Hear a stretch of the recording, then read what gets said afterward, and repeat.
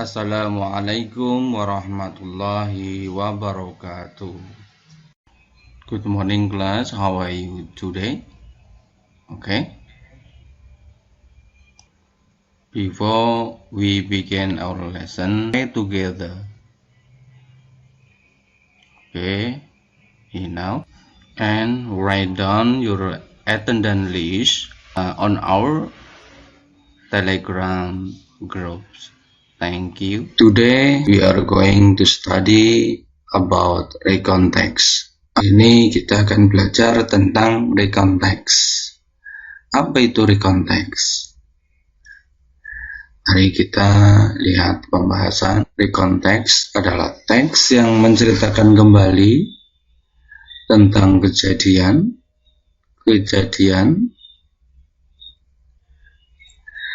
atau pengalaman penulis atau orang lain yang terjadi di waktu lampau dalam bentuk teks tulis maupun teks tidak tertulis.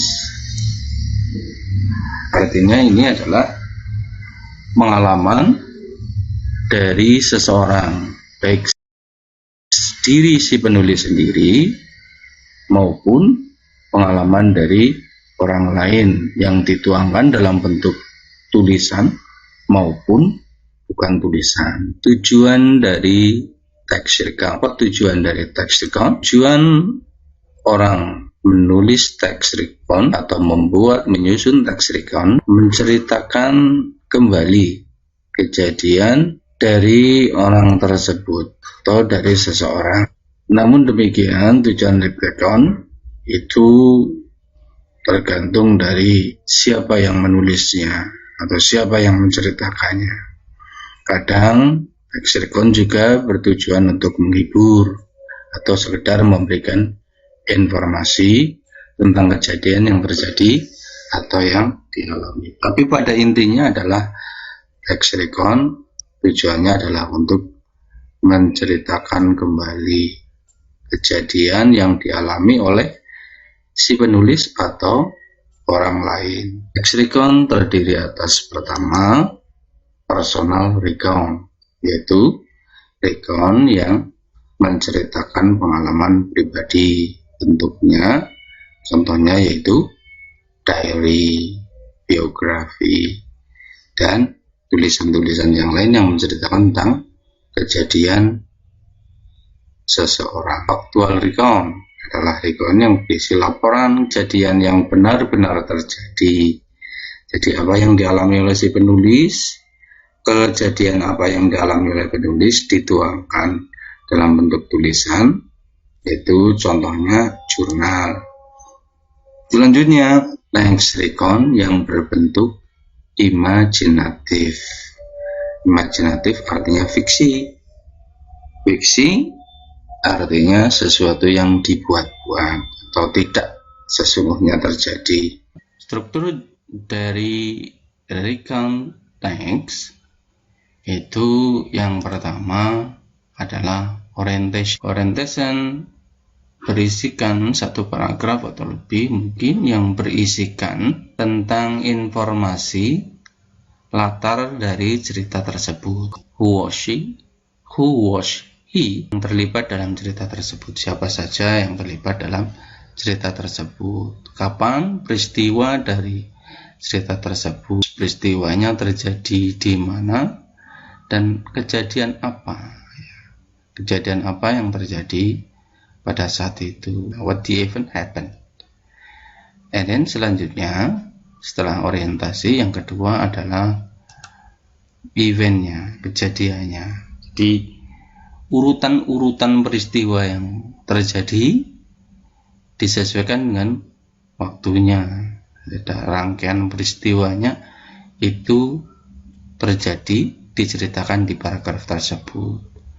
Kemudian yang ketiga yaitu reorientation, yaitu tutup dari cerita tersebut. Bisa berupa komentar terhadap pengalaman pribadi yang diceritakan oleh si penulis, atau bisa saja satu penilaian terhadap satu kejadian yang diceritakan, baik itu terjadi oleh si penulis atau terjadi oleh orang.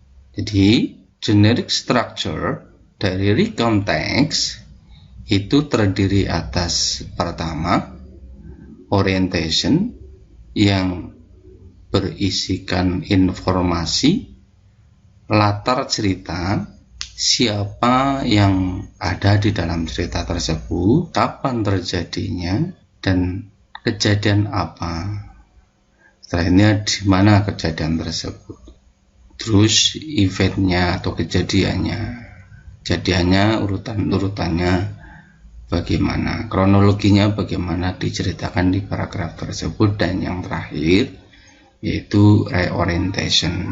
Penutup cerita bisa berisi komentar dari si penulis terhadap kejadian tersebut. Oke, selanjutnya kita mempelajari tentang unsur kebahasan recount text. Look at this animation.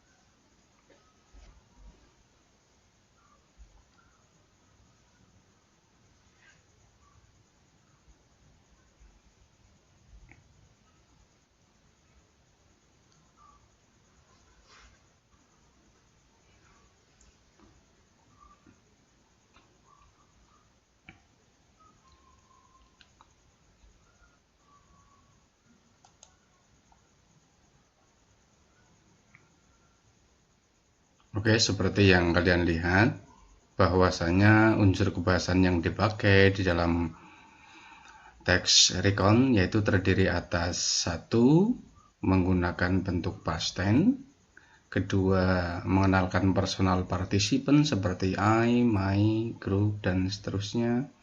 Yang ketiga, menggunakan action verb seperti look, go, change. Yang keempat, menggunakan linking verb seperti was, were, saw, heard, dan lain-lain. Yang kelima, menggunakan kata sifat atau keterangan untuk memperinci orang atau binatang. Yang terakhir, menggunakan conjunction dan time connectivity seperti then, first. Demikian unsur kebahasaan dari teks recount.